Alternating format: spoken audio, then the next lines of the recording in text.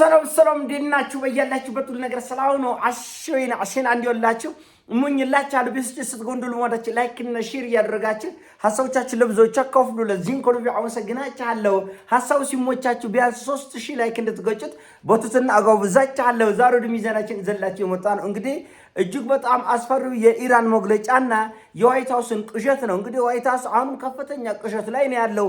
የራሱን መንግስት የስለላ ተቋም ሲአይኤን እንኳን ማመን ከብዶታል። ከትራንትና ወዲያ ኢራኖች የኢራንን መንግስት መጣል ማውደምና ኢራንን ማዋረድና አንገት ማስደፋት ህልም ነው የሚሆንባቸው። ህልም እኛ እጅ ለእናንተ መስጠት ህልም ነው የሚሆንባቸው፣ የማይታሰብ ነው ብሎ ነበረ። ዛሬ ፔንታጎን ራሱ ይህንን ሐሳብ የሚያጠናክር የኢራንን መንግስት እንዲሁ በቀላሉ መጣል ህልም ነው፣ ቅዠት ነው፣ የማይሞከር የማይቻል የማይደፈር ነው ያለው። እኔ አይደለ ያልኩት ሲአይኤ ነው ያለው። ሎራስ የአሜሪካ የስለላ ተቋም ነው ያለው። እና እንደዚህ የማይሞከር የማይቻል የማይደፈር ነው እያለ ትራምፕ ጦርነቱን በቀላሉ ልንቋጨው እኮ ነው ሊጠናቀቅ እኮ ነው አለ። ትራንትና መልሶ እንደዚህ እያለ ደግሞ ከፑቲን ጋር ትራንትና 1 ሰዓት ነው ያወሩት። 1 ድፍን ሰዓት። ይሄን ሲኤንኤን አልጀዚራም ቢቢሲም የዘገበውን ነገር ነው ነግራችሁ። እና 1 ሰዓት ሙሉ ምንድን ነው የምትከካው ወሬ? እንዴት እናቁም በእግዚአብሔር እንደው በመድኃኒዓለም ይሁን የዚህ የኢራን ጉዳይ እንዴት እናድርግ ብለው ተጨንቆ ነው። ኢራን ትናንትና የሰጠችው አስፈሪ መግለጫ ምን የሚል ነው? ከዚህ በኋላ የምተኩሳቸው ሚሳኤሎች ከ1000 ኪሎ ግራም ቦምብ በታች ተሸክመው አይሄዱም። በቃ አቁመናል። ከዚህ በኋላ ያረጀ ያፈጀ ጨርሰናል። 1000 ኪሎ ግራም ሚሳኤሉ አይደለም። ሚሳኤሉ ለብቻው ሌላ ቶን ነው፣ ሌላ ክብደት ነው። እንደየሚሳኤሉ አይነት ይለያያል።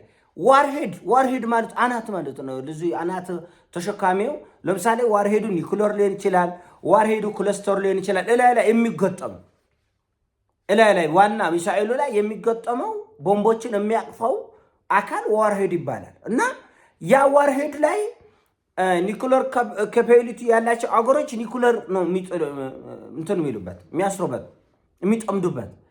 እንደገና ክለስተር ቦምብ፣ ሃይድሮጂን ቦምብ፣ ሌሎች መደበኛ ቦምብ የቦምብ አይነት እንደተለያየ ሆኖ ከፊት ለፊቱ ላይ ይጫናል ማለት ነው። ፖርቶ ሞጋላ ማለት ነው። የሚሳኤል ፖርቶ ሞጋላ እና 1000 ኪሎ ግራም ከ1 ቶን በታች አንተኩስም ከዚህ በኋላ ብሏል። እና ራሱ ፔንታጎንም ጦርነቱ ገና አሁን የተጀመረው ያጋጋልን ነው የተማማቀ ነው በእኛም በእነሱም በኩል የሚለውን ተቀብሎታል። እና ቆሻት ነው የራሳቸው የስለላ ተቋም። በነገራችን ላይ መንግስት ዛሬ ሌላ ነገ ሌላ ከነገ ወዲያ ሌላ የሚቀባጥር ከሆነ ፈርቷል፣ ደንግጧል፣ መያዣ መጨበጫ አጥቷል። 4 ነጥብ።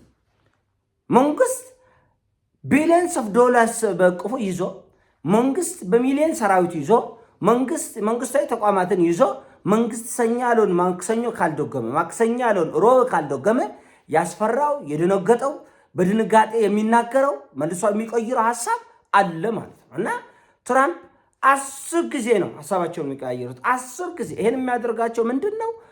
አዛዡ ሌላ ስለሆነ ነው። አዛዡ ኢራኖቹ ናቸው። አዛዡ ቻይኖቹ ናቸው። እነሱ በሄዱበት ርቀት ልክ ለመሄድ በሚያደርገው መፍጨርጨር ውስጥ ውሸት ይመጣል፣ መቀባጠር ይመጣል። መንግስት መቀባጠር የሚጀምረው ሲዋሽ ነው፣ ሲፈራ ነው፣ ሲደነግጥ ነው፣ መያዣ መጨበጫ ሲያጣ ነው። ይቅርታ።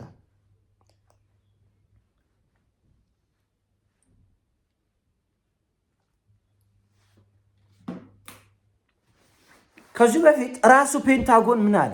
ራሱ ፔንታጎን የዚህ የኢራን የኒውክሌር ማብላያ ጉዳይ ሙሉ በሙሉ አልተመታም፣ ትራምፕ መተነዋል፣ ጨፍጭፈነዋል፣ አብቅቶለታል አላለም ብሏል። ኢራን ትራንትና 197 የአሜሪካ ወታደሮችን ይዣለሁ፣ እኔ መረጃው የለኝም አለ ትራምፕ። እንደተያዙ ያውቃል እኮ እንደተያዙ ያውቃል። ኢራኖቹ አይዋሹም። እንደምታውቁ በዚህ በጦርነት ጉዳይ ኢራኖቹ አንዲት የማያረጓትን አይናገሩም፣ የማያረጓትን አይተነፍሱም። ነገ አንበርክካ ታወጣለች፣ ከነፎቶ ከነ ቪዲዮአቸው ታወጣለች። ምናልባት 1000 ሙሉልኝ ብላ ይሆነ እኔ አላውቅም። እና መካድ ትልቅ መንግስታዊ ተቋም፣ ትልቅ አገር፣ ትልቅ ነገር እያስተዳደርክ መካድ፣ መዋሸት፣ መፍራት ከጀርባ ሌላ ምስጢር እንዳለ የምትረዳበት ነው። እንግዲህ የለሞደች ጠጣ ሁል ጊዜ ሹም ጠጣ አሜሪካኖቹ ለምዶ አለችን የሆነ አገር ሄደው ያጋያሉ። ከዛ እግረኛ ወታደር አሁን ዮሐንስ ላይ ሰማነን የእስራኤል ወታደር እግረኛ ይገባል ተብሎ እንዴት ብለው ጋዛ ላይ የተፈጠረውን ነገር እኮ እናውቃለን። እስራኤል እግረኛ አስገብታ የተፈጠረውን ሆረር ያውቁታል፣ እነሱም ያውቁታል። የእስራኤል ህዝብም በተደጋጋሚ ሰላማዊ ሰልፍ የወጣበት ነው። ልጆቻችን እግረኛ እዚህ እሳት ውስጥ አይገቡም ተብሎ ማዕት ጊዜ ሰላማዊ ሰልፍ ወጥተዋል። የማይሞክር ነው እግረኛ። በነገራችን ላይ እግረኛ ውጊያ ተሪል ሂሮ እውነተኛ ጀብዱ የሚጠይቅ ነው። አሁን ደግሞ ዓለም እንደዛ አይደለም። እውነተኛ ጀብዱ ውስጥ መግባት የሚችል ዓለም አይደለም። ስለዚህ ይህንን እነሱ መቋቋም የሚችሉበት ሁኔታ ላይ አይደሉም ያሉት። እንደተባለው የራስን ልጅ በራስ መብላት፣ የራስን አገር በራስ ማጥፋት ይቻላል። ይሄ በተለይ በአረብና በአፍሪካ ምድር ላይ የሚቻል ነው። ማዕት ከርሳም ስላለ ማለቂያ የሌለው ከርሳም ስላለ በአፍሪካ ምን በአረብ ምድር ይሄን ለማድረግ ትችላለህ። እርስ በርስ ማፋጀት፣ አማጽያን ማስታጠቅ፣ ግፋ በለው ማለት ወደፊት ግፋ በለው ብለው ሆይ ሆይ እያልክ እልቂት መፍጠር ይቻላል።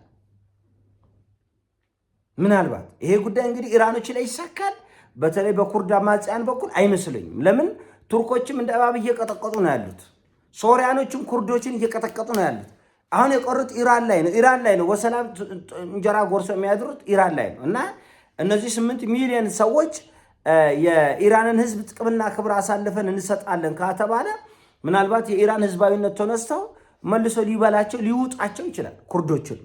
እና ጦርነት ከሚገመተው በላይ ነው። እኛ መጀመሪያውን የምንኖክር ይሄ ነው። የማጨውጨብ የማሽርጎድ የምናምን ሳይሆን አልጀመሩትም፣ አይችሉም።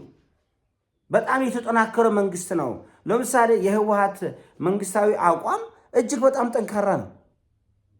የሴራ ነው፣ የሰይጣን ነው፣ የክፋት ነው። እሱ እንዳለ ሆኖ የህወሓት አወቃቀሩ እጅግ በጣም አደገኛ፣ ስር የሰደደ መሪዎችን በመግደል የማታሸንፈው በፋራም ይሁን በአራዳ በሐላሉም ይሁን በሐራሙ ህዝባዊነትን የተላበሰ ነው ህወሓት። እውነቱን ለመነጋገር ህወሓትን እንደ ህወሓት ለመጎርሰስ የኢትዮጵያ ህዝብ ሆ ብለን የተነሳ 100 ሚሊዮን ህዝብ ነው የገጠመው። ምንም የማይካድ ነገር ነው።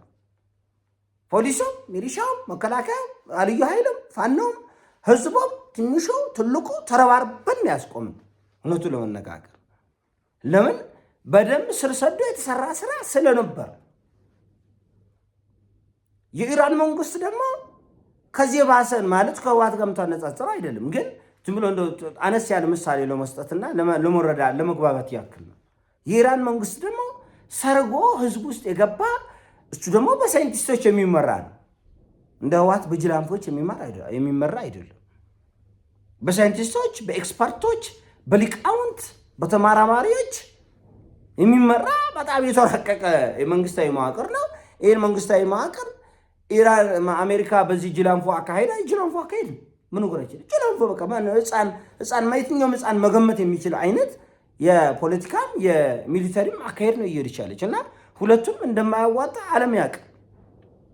ፑቲንን 1 ሰዓት ሙሉ ደውሎ ነው ያልወቀሰበት። ታውቃላችሁ ፑቲንን ማውራት በጣም ነው የሚጸየፉት የአሜሪካ መሪዎች። ግን የጭንቅ ቀን ሲሆን መግቢያ መውጣት ሲታጣ ግራ ሲጋባ አማራጭ ሲጠፋ የግድ እንዲና እንዲያ ማድረጋቸው የማይቀር ነው። የሆነ ሆኖ ኢራኖችም ገና መሽቶ ነካና ያልኳቸው ለዚህ ነው።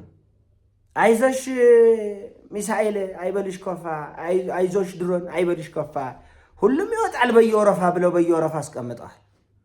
እና እውነቱን ለመናገር ይሄ ጉዳይ እንዲህ በቀላሉ እንደማይወጡት የራሳቸው የደህንነት ተቋማት ያውቃሉ፣ ራሱ መንግስት ያውቃል። ግን ካፈርኩ አይመልሰው የሚባል ተረት አለ በኢትዮጵያ ውስጥ። ካፈርኩ አንዳንዱ ጊዜ በምን ተፍረት የሆነ ነገር በቃ ትገባበታል። ወይ ከሚስት ጋር ሆነ ወይ ከጓደኞች ጋር ወይ ከፍቅረኛ ሆነ የሆነ ሰው ጋር ጸብት ገጥም የሰማይ ስባሪም ቢሆን በቃ ይግዶለኝ እንጂ ምን አረጋለሁ ትላለህ።